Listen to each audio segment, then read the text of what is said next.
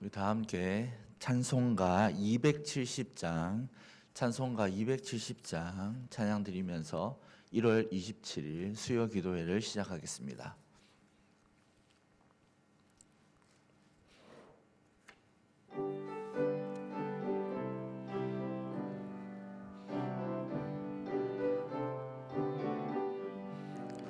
변찮는 주님의 사랑과 거룩한 보혈의 공로를 우리 다 찬양을 합시다.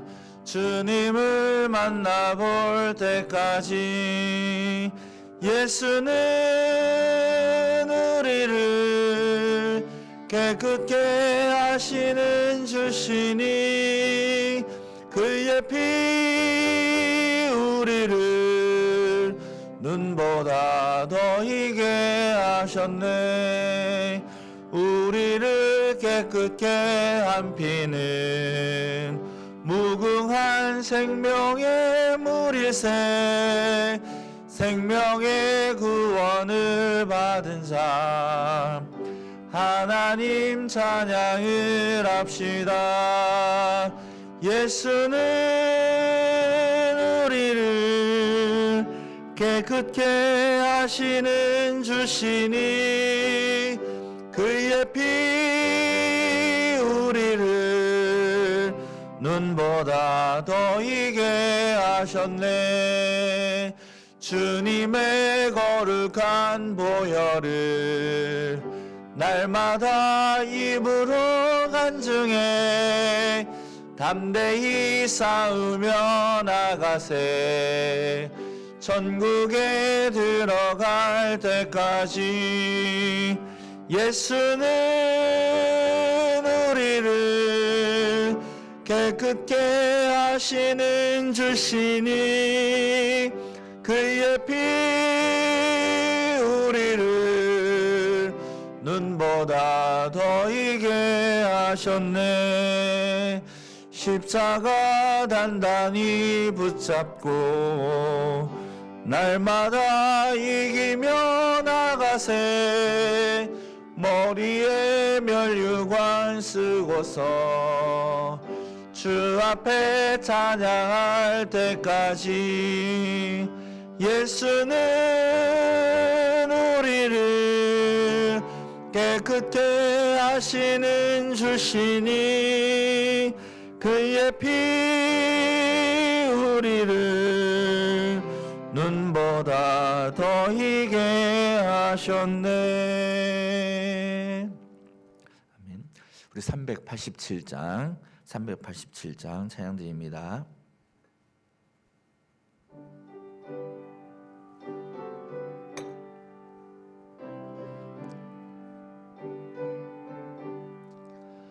멀리 갔더니 처량하고 고나여 슬프고 또 외로워 정처없이 다니니 예수 내 주여 지금 내게 오셔서 떠나가지 마시고 길이 함께 하소서. 달로 예수 내 주여 마음 아파올 때에 눈물 씻어주시고 나를 위로하소서. 예수 내 주여 지금 내게 오셔서 떠나가지 마시고 길이 함께 하소서. 다니다가 쉴 때에 쓸쓸한 곳만 나도 홀로 있게 마시고 주여 보호 하소서. 예수 예수 내 주여 지금 내게 오셔서 떠나가지 마시고 길이 함께 하소서. 아멘.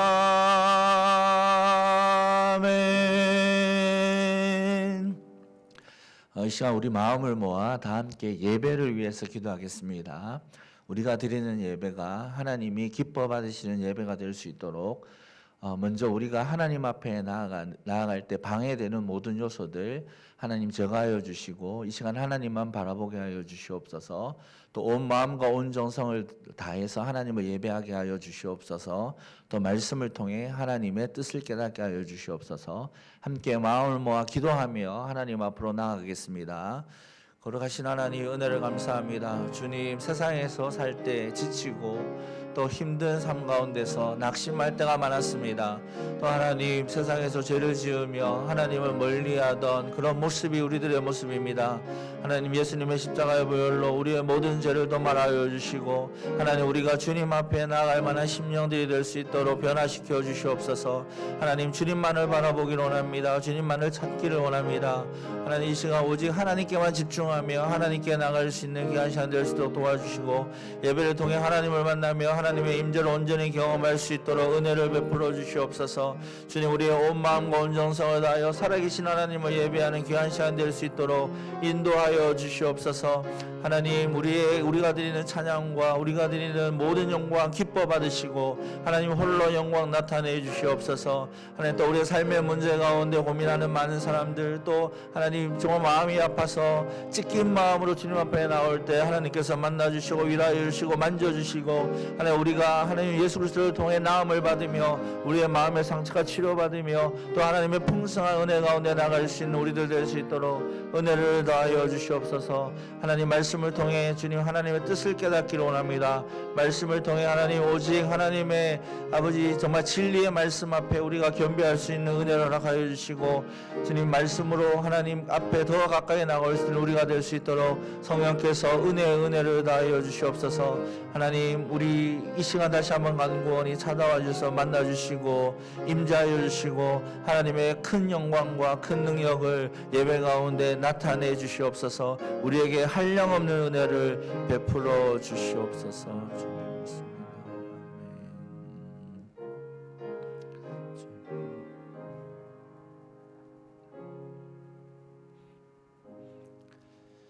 지금도 살아계셔서 아버지 하나님, 우리 예배를 받으시는 우리 사랑하시는 하나님 아버지 감사합니다. 아버지 하나님, 세상은 소식을 들으면 우울할 수밖에 없고 아버지 두려울 수밖에 없지만 우리 하나님께서는 우리의 마음을 주장하여 주시고 아버지 하나님 바라볼 때 더욱 아버지 하나님의 사랑을 깊이 느끼게 하시는 이 아버지 하나님 시절인 줄 믿사옵고 아버지 하나님 감사합니다. 아버지 하나님, 이 어려운 형편에 우리 하나님께서만이 우리 소망 되시고 우리의 아버지 능력 되시오니 아버지 하나님, 살아계신 하나님께서 우리의 이 예배를 하나하나 다 받아주시옵시고 아버지 하나님께서 은혜 내려주시옵소서. 아버지요, 세상에 아버지 하나님 너무나 지금 코로나로 인해서 우리 세상 힘든 사람을 바라볼 때 너무나 안타깝습니다. 아버지 하나님, 그렇지만 이 시험을 잘 아버지 하나님 주신 시험으로 잘 생각하여서 잘 이겨내게 하여 주시옵시고 오히려 아버지 하나님 믿음이 더 자라날 수 있는 귀한 과정이 되게 하여 주시옵소서. 아버지 하나님, 그동안 우리가 사랑하지 못하였고 아버지 하나님 말씀에 순종하지 못하였고 아버지 하나님 말씀대로 아버지 살지 못했음을 이 귀한 시간에 깨닫게 해 주시옵시고 오히려 하나님을 더 귀히 만날 수 있는 귀한 시간들 되게 해 주시옵소서. 아버지 하나님, 오직 아버지 하나님, 세상은 사랑하는 가족들도 마음대로 얘기할 수도 없고 아버지 사랑하는 이웃들도 또 성도들도 마음대로 만날 수 없지만은 오직 만날 수 있는 기회는 우리 하나님밖에 없사옵니다. 아버지 하나님, 우리를 만나 주시옵시고 아버지 하나님 하나님의 은혜를 더욱 아버지 사랑하게 해 주시옵시고 아버지 하나님 하나님께 더 감사할 수 있는 기회가 되게 해 주시옵소서. 아버지 하나님, 오늘 이 나라를 기억하여 주시옵시고 아버지 하나님 하나님 들리는 소리는 불안하지만은 오직 하나님 음성으로서 아버지 하나님 그 이 어려움이 오히려 아버지 하나님 우리에게 좋은 기회가 될 수 있는 천한 기회가 되게 해주시옵소서. 오직 하나님만 믿습니다. 아버지 하나님만 만날 수 있는 기회 되게 해주시옵소서. 아버지 하나님 이 교회를 기억하여 주시사 아버지 올해는 60년 되는 회의원이 지금까지 사랑해 주시서 여기까지 인도하심을 고맙고 감사합니다. 아버지 지금까지 함께 하신 하나님께서 앞으로의 아버지 다음 세대를 위해서 더욱더 아버지 하나님 지혜를 주시옵시고 이 교회가 계속 하나님의 아버지 하나님 귀한 사명을 다 감당할 수 있는 교회가 되게 해 주시옵소서. 아버지 하나님 이 예배를 주님께서 인도하여 주시옵시고 우리 목사님 말씀하실 때에 아버지 우리 심령이 새로워지며 아버지 이 말씀을 다시 아버지 하나님 우리가 다시 한번 돌아설 수 있는 하나님께로 돌아설 수 있는 기회가 되게 해 주시옵소서. 아버지 하나님 이 시간에 오고 싶어도 코로나로 인해서 또 개인 사정으로 인해서 아버지 하나님 또 몸이 약해서 못 나오는 우리 사랑하는 성도들을 우리 하나님께서 기억하여 주시옵시고 그들에게 힘을 더하여 주시옵시고 하나님이 살아계심을 다시 한 번 더 아버지 하나님 알 수 있는 기회가 되게 해 주시옵소서. 지금까지 인도하신 하나님께서 앞으로의 우리의 길도 주님께서 인도하실 것으로 믿사옵고 앞으로 모든 걸 주님께 맡겨옵고 예수님 기도하옵나이다. 아멘.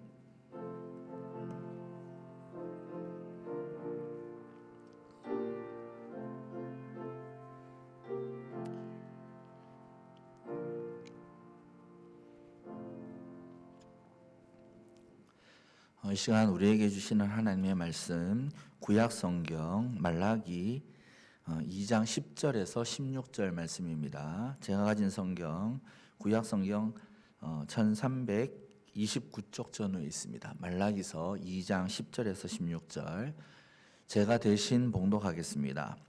우리는 한 아버지를 가지지 아니하였느냐 한 하나님께서 지으신 바가 아니냐 어찌하여 우리 각 사람이 자기 형제에게 거짓을 행하여 우리 조상들의 언약을 욕되게 하느냐 유다는 거짓을 행하였고 이스라엘과 예루살렘 중에서는 가증한 일을 행하였으며 유다는 여호와께서 사랑하시는 그 성결을 욕되게 하여 이방신의 딸과 결혼하였으니 이 일을 행하는 사람에게 속한 자는 깨는 자나 응답하는 자는 물론이요 만군의 여호와께 제사를 드리는 자도 여호와께서 야곱의 장막 가운데에서 끊어버리시리라. 너희가 이런 일도 행하나니 곧 눈물과 울음과 탄식으로 여호와의 제단을 가리게 하는도다. 그러므로 여호와께서 다시는 너희의 봉헌물을 돌아보지도 아니하시며 그것을 너희 손에서 기꺼이 받지도 아니하시거늘 너희는 이르기를 어찌 됨이니까 하는도다. 이는 너와 내가 어려서 맞이한 아내 사이에 여호와께서 증인이 되시기 때문이라. 그는 내 짝이요 너와 서약한 아내로되 내가 그에게 거짓을 행하였도다. 그에게는 영이 충만하였으나 오직 하나를 만들지 아니하셨느냐 어찌하여 하나만 만드셨느냐 이는 경건한 자손을 얻고자 하심이라. 그러므로 내 심령을 삼가 지켜 어려서 맞이한 아내에게 거짓을 행하지 말지니라. 이스라엘의 하나님 여호와가 이르노니 나는 이용하는 것과 옷으로 학대를 가리는 자를 미워하노라. 만군의 여호와의 말이니라. 그러므로 너는 심령을 삼가 지켜 거짓을 행하지 말지니라. 아멘. 할렐루야. 반갑습니다. 어려운 때 또 예배 자리에 나와 함께 하나님을 예배하는 모든 사람들을 축복합니다. 또 온라인으로 함께 또 예배하는 모든 분들 동일한 은혜가 있을 줄 믿습니다. 여러분 코로나 블루라는 말 들어보셨습니까? 코로나 때문에 마음에 우울감이 생기는 것을 가지고 코로나 블루 이렇게 이야기합니다. 그런데 요즘은 코로나 블루를 넘어서 코로나 레드 이렇게 얘기하죠. 그러니까 코로나 때문에 너무 화가 나고 또 마음이 너무 안타깝기 때문에 그렇게 이야기합니다. 그런데 요 근래에 들려오는 소식들을 보면 이 코로나 블루, 코로나 레드만큼 마음 아프고 또 가슴 아픈 일들이 참 많습니다. 여러분 뉴스를 보셔서 다 잘 아실 텐데요. 얼마 전에 16개월 난 한 여자아이의 죽음이 한국 사회에 충격을 주었습니다. 다시 언급하기도 싫고 또 언급하려니까 마음이 참 아픈 사건인데요. 그러니까 8개월 된 여자아이를 입양해서 그러니까 16개월, 8개월 동안 16개월에 죽었으니까 8개월 동안 이 학대를 한 그 사건이죠. 정인이 사건 다 잘 아실 겁니다. 우리가 사는 옆 동네에서 일어난 일이죠. 그래서 참 더 가슴이 아픕니다.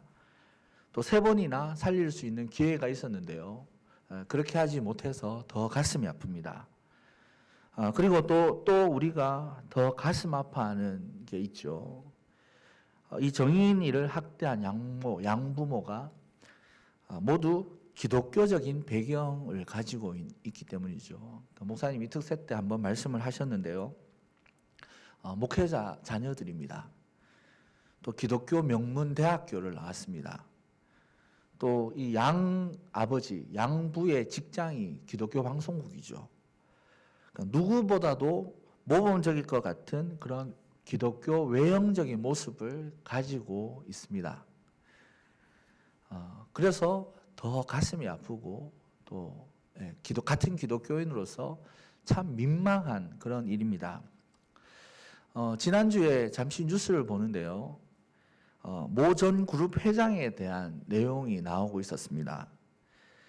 이분은 회사가 부도가 났는데요. 그러니까 재산을 해외로 빼돌렸다는 그 사건 때문에 징역 5년형을 선고받았습니다.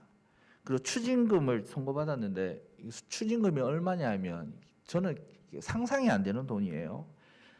1,574억 원. 그러니까 1억 2억도 아니고 1,574억 원의 추징금을 선고받았습니다. 밀린 세금이 있는데 밀린 세금이 1,000억이 넘는다고 해요.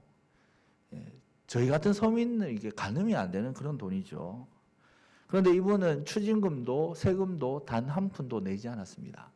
자신에게는 재산이 없다는 거죠. 그런데 실제로 이 전 회장분이 거주하는 집은 양재동에 있는 30억이 넘는 빌라에서 거주를 하고 계세요. 이게 어떻게 가능하냐? 뉴스의 내용이 뭐냐면 이분의 아내가 이사장으로 있는 선교단체를 주목을 했습니다. 그 선교단체가 있는데요. 그 선교단체의 재산으로 되어 있는 빌라에서 거주하고 계시는 거예요. 이 사건의 배경에도 기독교가 있습니다. 이 회장님은 자신은 하나님의 은혜로 회사가 부도가 났지만 자신은 이렇게 잘 살고 있다 이렇게 간증하기도 하셨습니다. 이분이 죄인이다 아니다 이거는 제가 판단할 내용은 아닙니다. 하나님께서 판단할 내용이지만 분명한 것은 세상 사람들로부터 기독교인이기에 굉장히 기독교적인 배경을 가지고 있기에 굉장히 큰 지탄을 받고 있습니다. 그렇기 때문에 뉴스에서 추적 보도를 하고 있더라고요. 정말 이러한 뉴스들을 보면 우울해지죠. 그죠? 외면하고 싶습니다. 안 그래도 코로나 때문에 너무 힘들고 코로나 때문에 교회가 욕먹고 있는데 또 이런 일들까지 자꾸 생기니까 정말 안타깝습니다. 한편으로 제가 어떤 생각이 들었냐 하면 정말 기독교 신앙이 뭘까? 다 교회 열심히 다니시는 분이잖아요. 목회자 자녀로 자랐습니다. 교회 장로님이고 선교단체를 만들고 교회도 건축하시고 열심히 봉사하시던 분이에요. 그런데 사회적으로 지탄을 받고 엄청난 사건을 일으키고 세상에 법을 어기는 그런 죄도 지었습니다. 정말 이게 참다운 기독교 신앙이 무엇인가? 기독교의 진리가 이것밖에 안 되는가? 그런 것에 너무 의문이 들고 참 고민스러웠습니다. 여러분, 기독교가 잘못된 것입니까? 성경의 가르침이 문제가 있어서 이런 일들이 일어났습니까? 하나님의 진리, 하나님의 말씀은 삶을 이렇게 살아라 이렇게 말씀하고 계십니까? 아니지요. 당연히 아닙니다. 하나님의 진리는 이런 삶이 아닙니다. 문제는 무엇이냐면 거짓된 삶을 살면서 거짓된 삶을 살면서 자기 자신은 기독교 진리 안에서 바르게 살고 있다고 믿는 사람들이 문제이죠. 그렇지 않습니까? 오늘 말씀에도 이런 거짓된 삶이 나옵니다. 바벨론 포로로 잡혀갔던 이스라엘 백성들이 고레스 칙령을 통해서 꿈에 그리던 고향 땅으로 돌아왔습니다. 예루살렘으로 돌아왔는데요. 그들이 기다리고 있던 삶은 정말 영광스럽고 평온한 삶이 아니었습니다. 그들 앞에는 황폐한 땅이 기다리고 있었습니다. 무너진 성전이 있었고요. 땅은 다 황폐해 버렸습니다. 그곳에는 다른 이방인들이 들어와서 거주하고 있었습니다. 우여곡절 끝에 성전을 다시 재건하고 또 하나님께 드리는 제사가 회복이 되었습니다. 하지만 그들이 꿈꾸던 그런 영광스러운 삶은 정말 행복한 삶은 기다리고 있지 않았습니다. 여전히 포로 귀환 후에 1세기 가까이 지났지만 여전히 그들은 하루하루의 삶의 문제로 괴로워했고 힘들어했습니다. 이런 상황에서 하나님은 말라기 선지자를 통해 유다 포로 귀환 공동체, 포로 귀환 후 공동체, 유다 공동체와 6가지의 문제로 대화를 나누시는데요. 그 내용이 바로 말라기입니다. 자, 첫 번째와 두 번째 논쟁은 살펴보았고요. 오늘 본문, 우리가 읽은 본문은 세 번째 논쟁에 해당되는 부분인데요. 하나님께서 어떻게 말씀하시냐면 유다 공동체에게 다시는 너희의 봉헌물을 돌아보지도 아니하시며 그것을 너희 손에서 기꺼이 받지도 아니하시겠다 이렇게 선포하고 계십니다. 그러니까 제사, 하나님이 너희의 제사는 이제 더 이상 안 받겠다 이렇게 말씀하시는 거죠. 이 말을 들은 유다 공동체가 어떻게 반문하냐면 하나님 도대체 어찌 된 일입니까? 왜 그렇습니까? 이렇게 반문하는 그런 내용입니다. 하나님은 이미 두 번째 논쟁에서 제사장들의 죄를 고발하셨죠. 그러니까 제사장들이 이런 죄를 지었기 때문에 너희가 제사장들이 하나님께 드리는 제사를 멸시하고 있다. 이 문제를 거론한 적이 있습니다. 그러면서 오늘 본문에는 두 가지의 죄를 더 지적하시고 고발하십니다.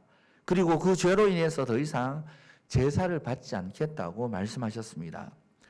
하나님께서 고발하시는 포로 귀환 공동체, 유다 공동체의 죄가 무엇입니까? 우리 10절과 11절 말씀을 다시 한번 보겠습니다. 10절과 11절에 이렇게 말씀하는데요. 우리는 한 아버지를 가지지 아니하였느냐? 한 하나님께서 지으신 바가 아니냐? 어찌하여 우리 각 사람이 자기 형제에게 거짓을 행하여 우리 조상들의 언약을 욕되게 하느냐? 유다는 거짓을 행하였고 이스라엘과 예루살렘 중에는 가증한 일을 행하였으며 유다는 여호와께서 사랑하시는 그 성결을 욕되게 하여 이방신의 딸과 결혼하였느니라 이렇게 말씀하고 있습니다. 하나님은 유다 공동체의 아버지와 창조자가 되심을 분명히 말씀합니다. 그런 하나님께서 이스라엘 백성들을 사랑하여 주셔서 언약을 맺어 주셨죠. 하나님의 백성, 하나님의 자녀로 삼아 주셨습니다. 그런데 그럼에도 포로 공동체는 거짓을 행하여서 약속을 맺은 하나님과의 언약을 욕되게 하였다고 지금 그 죄를 지적하고 있습니다. 그 구체적인 내용이 11절에 기록된 대로 하나님께서 사랑하시는 그 성결을 욕되게 하여서 이방신의 딸과 결혼한 것, 그 죄를 하나님이 지적하고 있습니다. 하나님은 거룩하신 분이시죠. 그래서 내가 거룩하니 너희도 거룩하라고 말씀하셨습니다. 즉 하나님과 언약을 맺은 언약 백성은 하나님의 거룩함을 나타내야 합니다. 그런데 포로 귀환 공동체는 이방 여인과 결혼하고 그들이 섬기는 우상을 받아들인 거죠.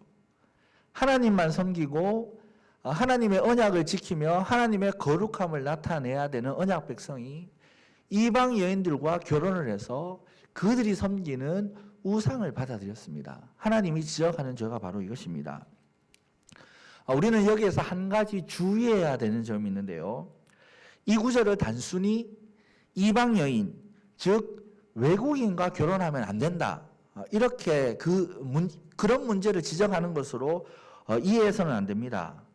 하나님이 금한 것은 이방 여인과의 결혼이 아니라 오늘 말씀대로 이방 종교를 믿는 여인과의 결혼입니다. 성경을 보면 이스라엘 백성, 하나님의 자녀된 이스라엘이 이방인과 결혼하는 예를 우리는 쉽게 찾아볼 수 있습니다. 마태복음 1장에 예수님의 족보가 나오는데요. 여기에는 4명의 여인, 마리아를 빼면 4명의 여인이 기록되어 있습니다. 라합은 가나안 여인이죠. 그죠? 여리고성에 살던 가나안 여인입니다.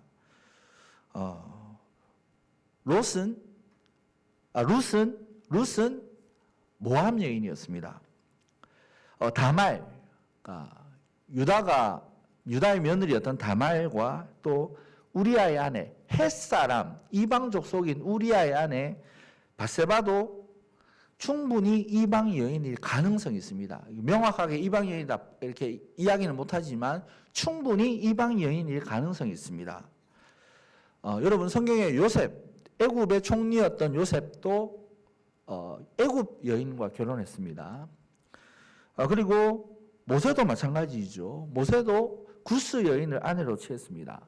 하나님이 그 문제를 지적하셨습니까? 아니죠. 이것만 보더라도 하나님께서 단순히 이방 여인이라고 해서 결혼을 금하지는 않으셨습니다.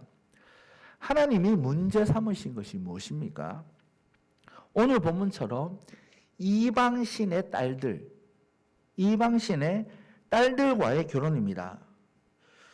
하나님의 백성이었던 유다 사람들이 우상을 섬기던 여인들과 쉽게 결혼을 한 거죠.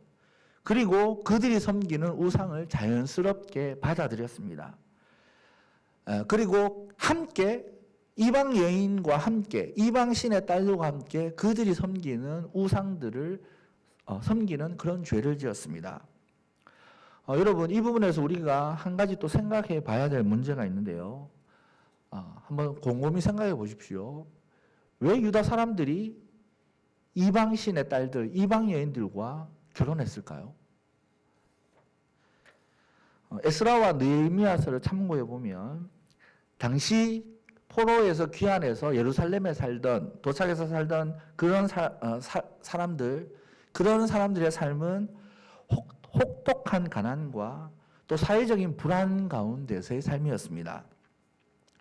그런 중에 오래전부터 이미 자리를 잡고 있던 이방 사람들과 결혼하면 어떻게 되겠습니까?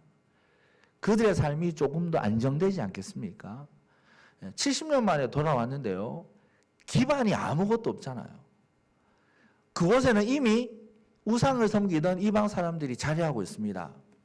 그 사람들과 결혼으로 맺어지면 조금 더 그 땅에서의 편한 삶이 보장되지 않겠습니까?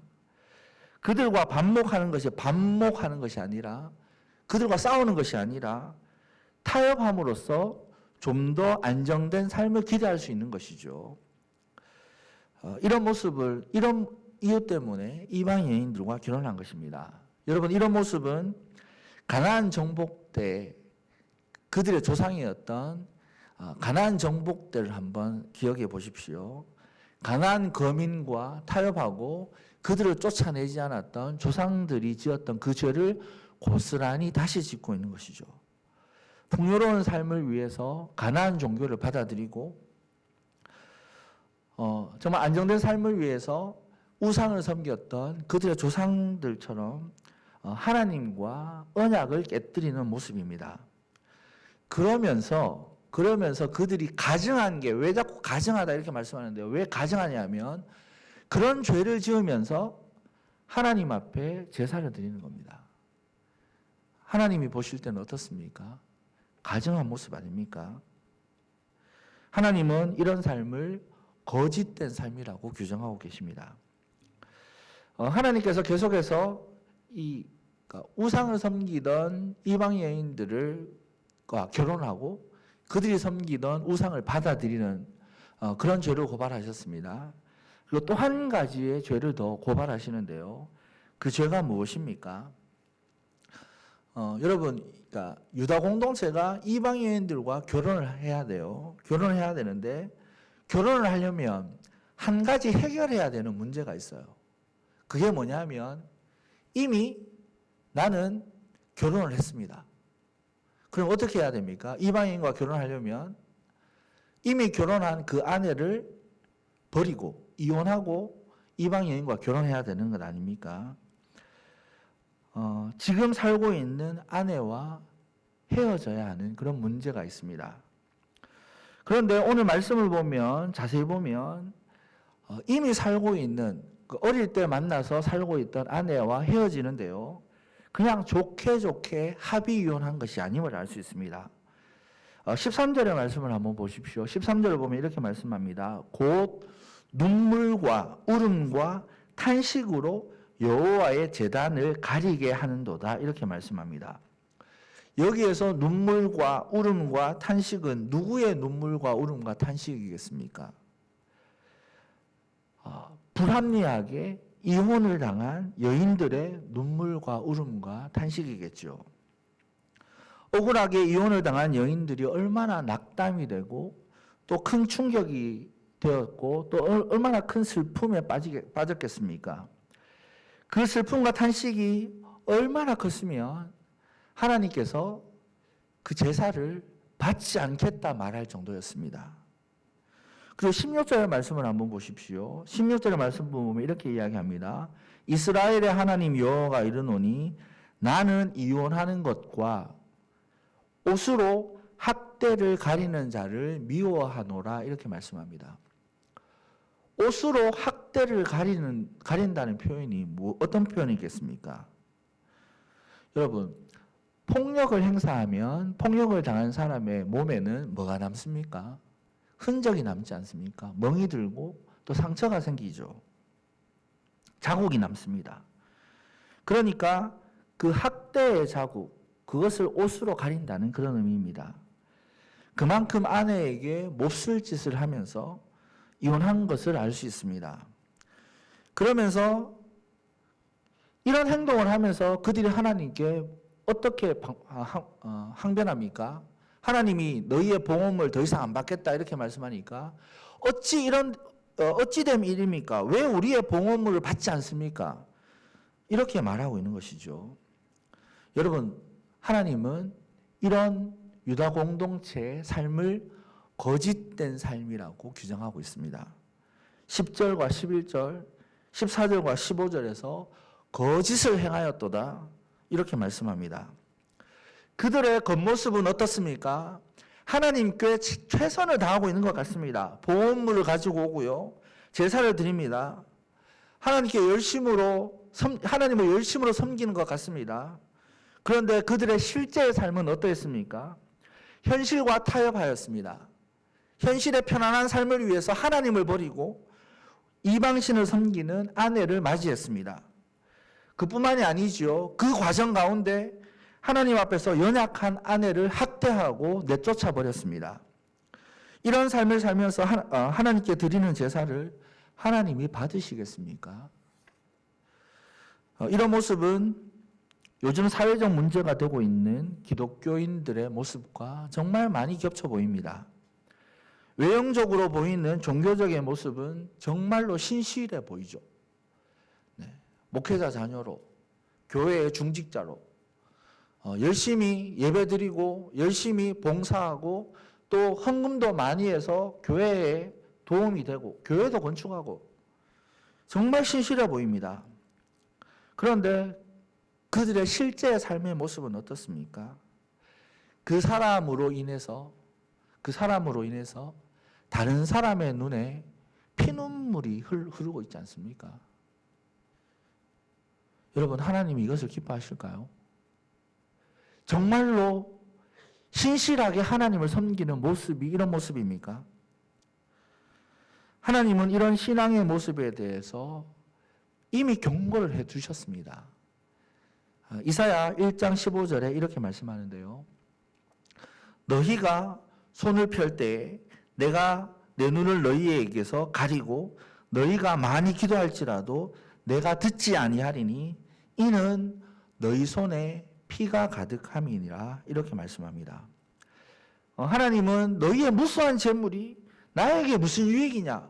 열심히 재물을 가져와서 제사 드리는데 그게 무슨 유익이냐?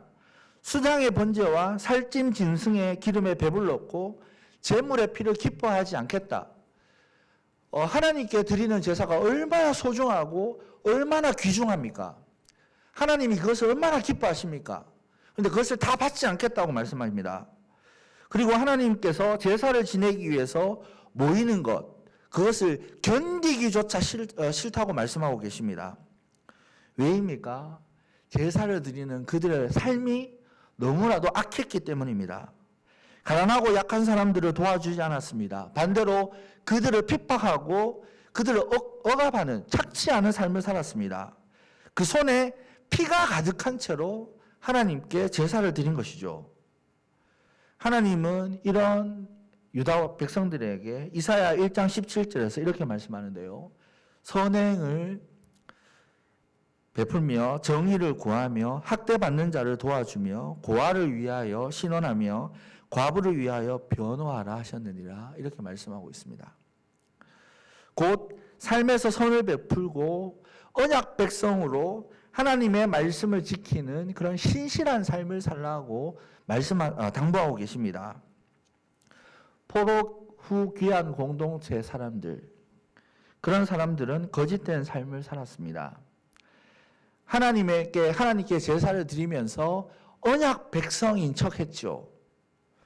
하지만 그들은 언약을 어기는 삶을 살았습니다.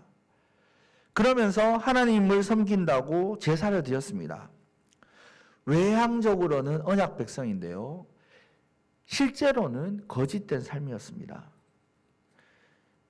여러분, 우리의 삶이 이들과 같이 거짓된 삶이 아닌지를 돌아보시기를 바랍니다. 그리스도인으로 불리고 있습니다. 매주 예배를 참 열심히 드립니다.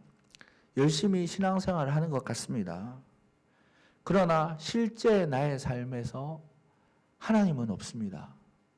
하나님과의 거리는 멀고요. 하나님과 하나님의 말씀을 지키는 삶이 아니라 반대로 어기는 삶을 살고 있습니다. 세상 사람들과 똑같이 하나님이 최우선 가치가 아니라 세상 사람들이 최고로 여기는 가치들이 하나님의 자리를 대신하고 있습니다.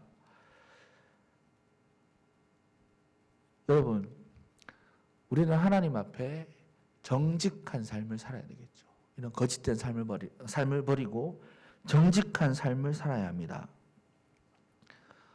한번 내 삶을 한번 돌아보시길 바랍니다. 내 삶이 정말 정직한 삶인지, 하나님의 말씀 안에서 언약 안에서 정직하게 살아가는 삶인지, 하나님의 언약을 어기며 거짓된 삶인데 정직한 삶으로 포장을 하고 있는지 곰곰이 한번 생각해 보시기를 바랍니다.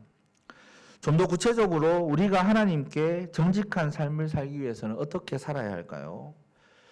오늘 말씀의 주제가 하나님과의 언약을 신실하게 지키는 삶에 관한 문제입니다. 네, 들어가 보면 즉 하나님과 맺은 언약을 잘 지키는 그런 삶을 살아라는 권면이죠. 여러분, 하나님은 시내산에서 이스라엘 백성들과 언약을 맺었습니다. 그리고 주신 것이 무엇이냐면 10계명, 10가지의 계명을 주셨습니다.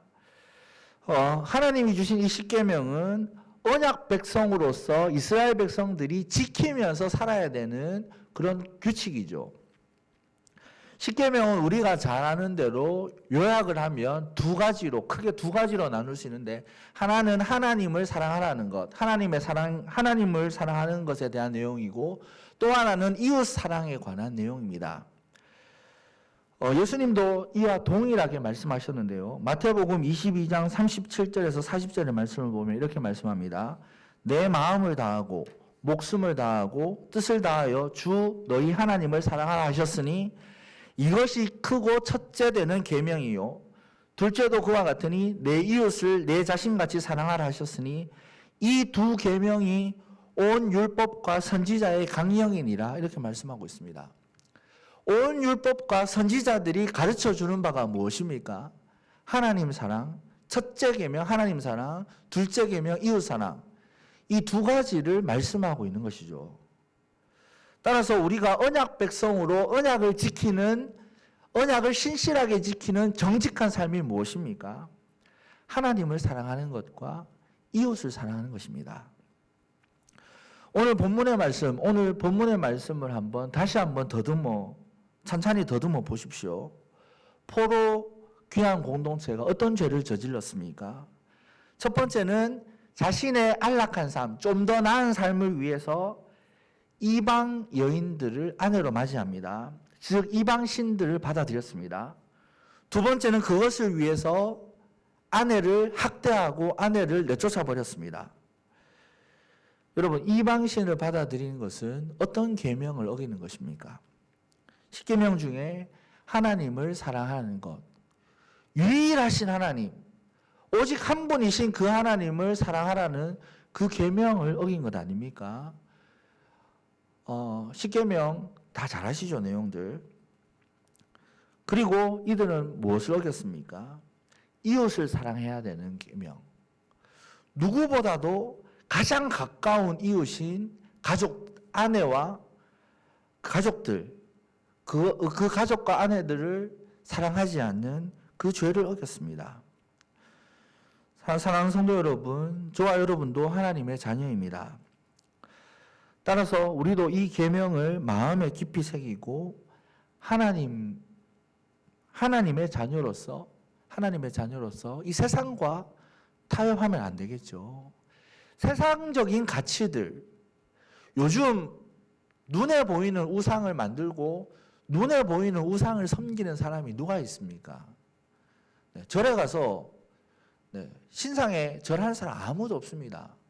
제사 때 절하는 사람 아무도 없습니다. 교회 다니는 사람들.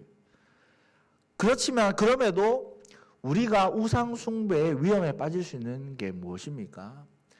세상이 추구하는 세상적인 가치가 하나님보다 우선한다면 그것이 우상이 되는 거죠.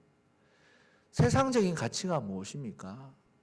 돈과 성공이 최우선되는 그 가치가 바로 세상적인 가치가 아닙니까?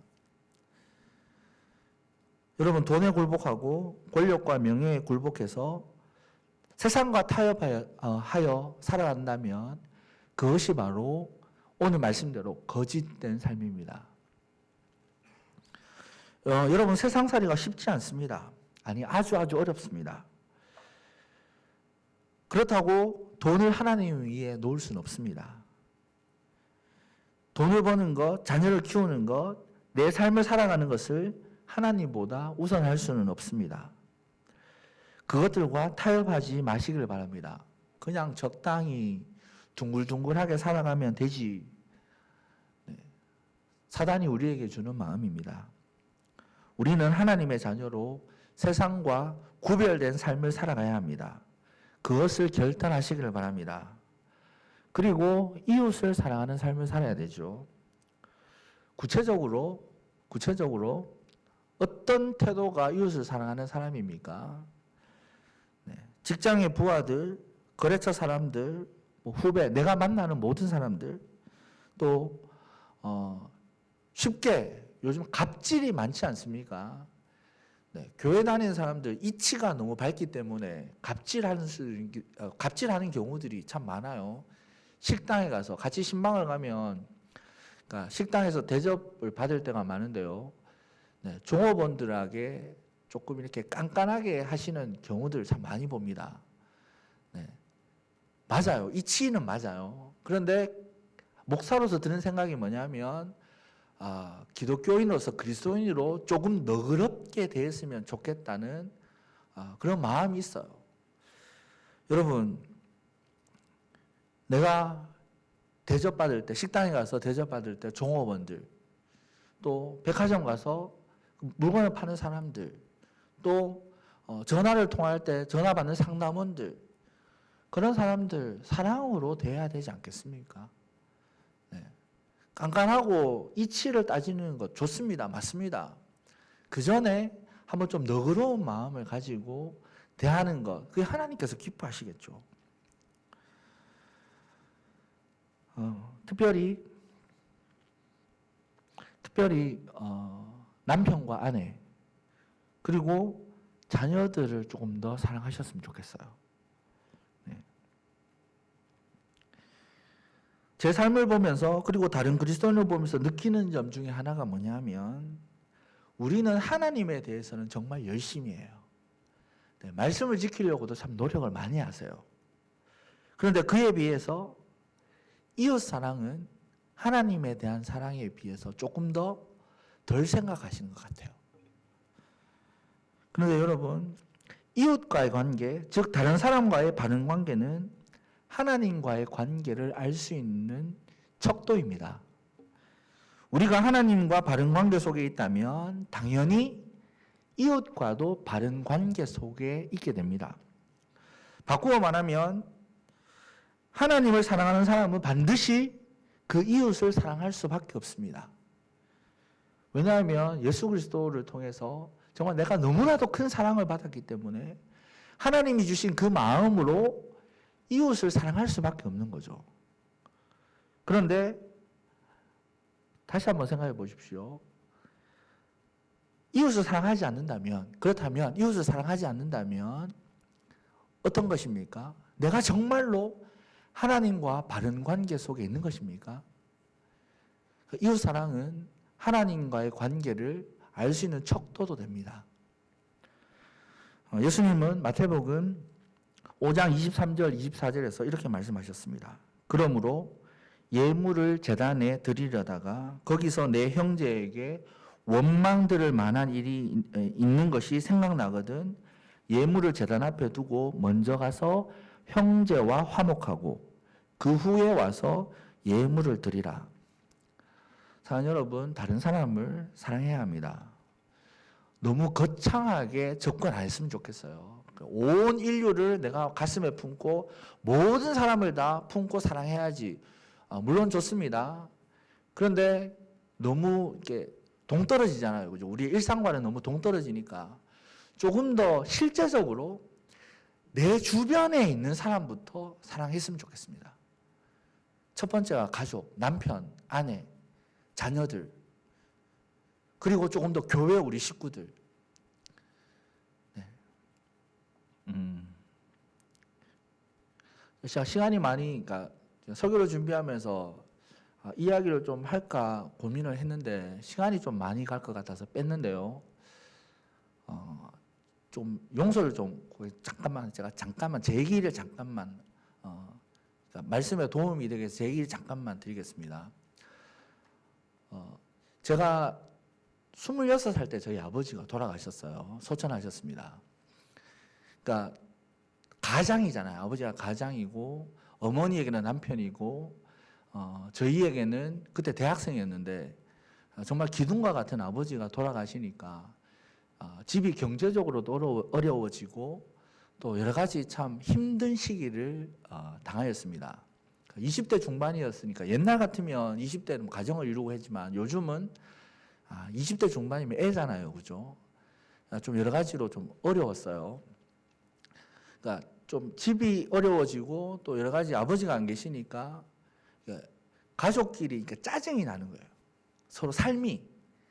가족끼리 부딪히는 경우들이 생겼습니다. 어머니하고 부딪혀요. 어머니가 그때 50대 이제 접어드셨을 때는 50대 이제 초반 넘어가실 때인데 또 갱년기 이렇게 들어오시잖아요. 그러니까 좀 예민해지시고 그러니까 서로 이렇게 부딪힐 일이 자주 생겼어요. 그러니까 어머니랑 이렇게 부딪히다 보니까 그냥 평소 같으면 넘어갈 텐데 어머니 한마디가 상처가 되고 그런 마음이 상처가 이렇게 되더라고요. 그런데 돌아보니까 어릴 때부터 엄마가 내한테 이런 이야기를 하면 제가 상처를 받았더라고요. 몰랐는데. 그러니까 조금 더 예민해지니까 그게 드러났어요. 그래서 한 번은 제가 어머니한테 진지하게 얘기했습니다. 엄마가 나한테 이런 말 하면 나 그 말이 정말 상처가 돼요. 네. 엄마가 굉장히 당황하시더라고요. 저희 집 문제 있는 집 아니에요. 저는 어머니, 아버지 세상에서 제일 존경합니다. 정말 바른 신앙인이세요. 자녀를 위해서 헌신하셨어요. 누구보다도 저랑 제 동생을 사랑으로 키워주셨습니다. 그런데도 저도 놀랐어요. 엄마한테 받은 상처가 있다는 게 놀랐어요. 제가 엄마한테 그걸 이야기했습니다. 엄마가 나한테 이런 얘기하면 그 말 나 상처가 돼요. 근데 어머니가 굉장히 당황하시다가 한 말씀을 하셨어요. 근데 그 말이 저한테 정말 충격이었습니다. 어머니가 뭐라고 얘기하셨을까요? 진철아, 나는 너한테 상처받은 거 없는 줄 아니? 어머니도 제가 한 번씩 반항할 때, 또 엄마를 무시하고 이런 것도 있지 않습니까? 자녀가. 그런 것에 상처를 받으셨더라고요. 여러분, 이처럼 정말 너무 가깝고 너무 사랑하고 또 너무나도 함께하기 때문에 주고받는 상처가 있습니다. 특별히 가족들, 남편과 아내. 여러분, 가족이기 때문에 숨겨야 하고 또 가족이기 때문에 너무나 사랑하기 때문에 드러내지 못하는 것들이 있습니다. 여러분, 하나님이 이런 것들 해결하기를 원하십니다. 사랑으로 대해야 되고요.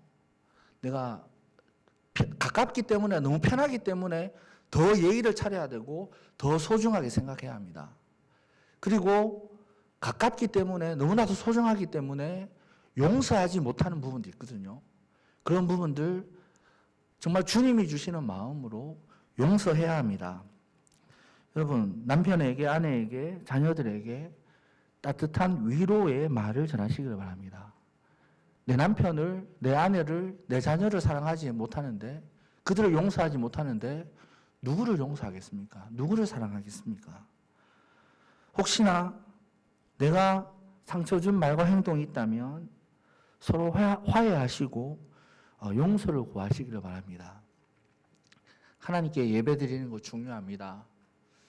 그러나 하나님은 우리가 이웃과 화목하게 지내는 것, 형제와 정말 주님 사랑 안에서 서로 화평하게 지내는 것, 그것도 너무나도 기뻐하십니다. 사랑하는 성도 여러분, 저와 여러분 언약 백성이죠. 언약에 신실한 삶을 살아야 합니다. 무엇보다도 하나님을 사랑해야 되고 또 하나님을 사랑하는 것만큼 이웃을 사랑해야 합니다. 언약의 신실한 삶은 하나님의 말씀을 지키며 정직하게 살아가는 삶입니다. 거짓된 삶을 살면서 예배를 드리면 그것을 다 덮을 수 있다고 생각하십니까? 하나님은 심는 대로 거두시는, 하나님은 정말 옛날 성경 만홀히 여김을 받지 않으시는 분이십니다. 업신여김을 받지 않으시는 분이십니다. 심는 대로 거두시는 분이심을 믿고 사람의 눈을 속일 수 있지만 절대로 하나님의 눈을 속일 수는 없습니다.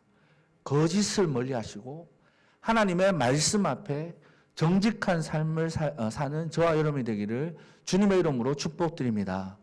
오늘 주신 말씀을 가지고 다 함께 기도하며 하나님 앞으로 나가겠습니다. 하나님, 내가 하나님의 언약을 어긴 것이 있습니까? 하나님보다 더 우선한 삶이 있습니까? 돈이, 성공이, 내 자녀가 하나님의 자리를 대신하고 있지 않습니까? 하나님, 나의 죄를 용서하여 주시고 오직 하나님만 사랑하게 하여 주시옵소서. 하나님, 내가 하나님을 사랑한다고 하는데 내 주변의 사람들 마음에 상처를 주고 내 주변의 사람들 눈물 흘리게 하는 나의 행동들, 나의 말들 있지 않습니까? 하나님, 이것이 하나님 앞에 거짓된 삶임을 말씀을 통해 깨닫습니다. 주님, 이것을 멀리하게 하여 주시고 또 내 죄를 회개합니다. 용서하여 주시옵소서. 하나님, 정말 누구보다도 내 가족을 사랑하고 아내를 사랑하고 자녀를 사랑할 수 있도록 주님의 마음을 부어주시옵소서. 다 함께 기도드리며 하나님 앞으로 나가겠습니다. 거룩하신 하나님 은혜 감사합니다. 주님, 하나님의 말씀 앞에 겸비한 삶을 살기로 합니다. 언약의 신실한 삶을 살아갈 수 있도록 도와주시옵소서. 하나님을 사랑하고 이웃을 사랑하는 삶을 살아가도록 은혜를 베풀어 주시옵소서. 주님, 내 삶을 돌아봅니다. 하나님을 사랑한다고 하는데요, 예배는 열심히 드리고 하나님 무엇보다도 교회 생활은 열심인데 그 자리를, 하나님의 자리를 하나님 다른 것들이 차지하고 있지 않습니까? 돈에 대한 욕심, 하나님의 성공에 대한 욕심, 자녀들에 대한 욕심 중심이 하나님의 자리를 대신하고 하나님을 단지 그것을 위한 도구로 사용하고 있지 않은지 하나님 내 삶을 돌아보게 하여 주시옵소서. 하나님 그런 모습이 있다면 하나님 이 시간 회개하니 용서하여 주시고 주님 앞에 신실한 삶, 무엇보다도 하나님을 최우선으로 여기며 나의 최고의 가치로 생각하며 하나님을 사랑하는 삶을 살아갈 수 있도록 은혜를 다하여 주시옵소서. 하나님 정말 내가 사랑하는 사람들 또 주변의 사람들 그들의 마음을 아프게 하고 그들의 눈에 눈물이 흐르게 하면서도 주님을 섬긴다고 하고 예배를 드린다고 하는 나의 모습이 없는지 돌아보게 하여 주시옵소서. 하나님 무엇보다도 하나님을 사랑하는 것만큼 주변의 사람들을 사랑할 수 있도록 도와주시옵소서. 특별히 우리의 주변의 가족들을 사랑하기로 합니다. 남편과 아내, 하나님 내가 용서하지 못한 것들이 있습니까? 하나님 참아내지 못한 것들이 있습니까? 주님 이 시간 주님의 도움을 구하 우리 성령께서 나의 마음을 붙잡아 주셔서 하나님 용서할 수 있는 마음들을 하여 주시옵소서.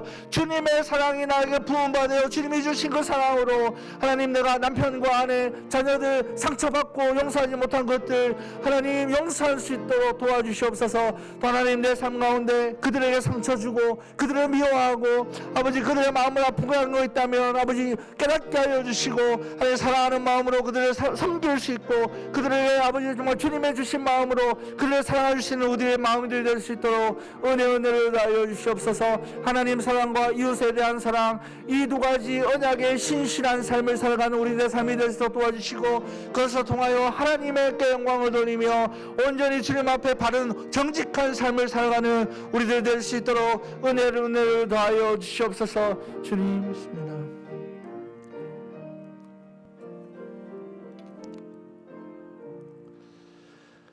주님 내 삶이 거짓된 삶이 아닌지 돌아보게 하여 주시옵소서. 하나님을 사랑한다고 하는데 실제 나의 삶은 하나님이 나의 최고의 우선이 아니었습니다. 돈이, 성공이, 명예가 또 내 자녀가 하나님의 자리를 대신하고 있다면 아버지 하나님 나의 죄를 용서하여 주시고 하나님을 최우선으로 사랑할 수 있는 우리들 될 수 있도록 도와주시옵소서.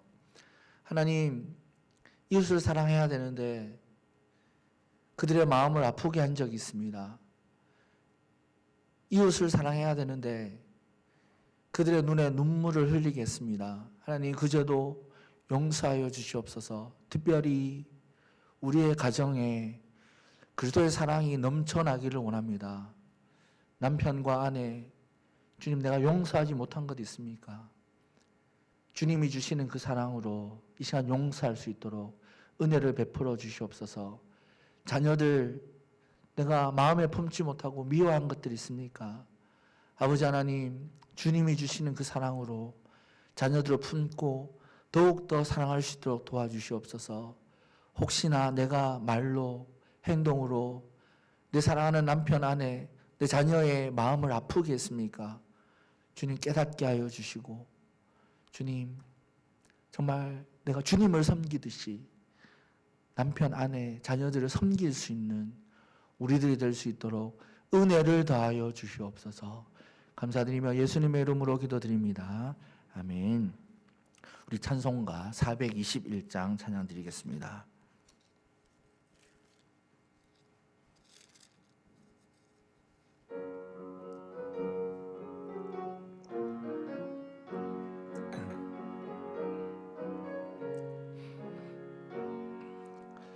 내가 예수 믿고서 죄사함 받아 나의 모든 것 다 변했네.